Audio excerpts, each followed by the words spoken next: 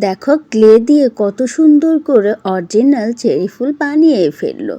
তোমরাও তৈরি করতে পারো সুন্দর সুন্দর করে বিভিন্ন ডিজাইনের ফুল। ফুলগুলো তোমার মন মতো করে বিভিন্নভাবে সাজ করে নেবা। সবগুলো একই রকম করবা না, এক একটা এক এক রকম করে পাতা তৈরি করে নেবা।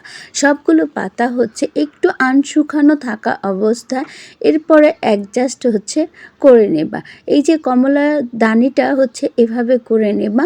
দেখো তারপরে একটা একটা করে ফুল একটার সাথে জয়েন করে নেবা। জয়েন করে নেওয়ার পরে তারপর তুমি দেখতে পারবা ফুলের ডিজাইনটা একেবারে অবিকল রিয়েল ফুলের মতো। দেখো তারপর এভাবে একটু চাপ দিয়ে তুমি দেখো সবগুলো মিলায় নেবা।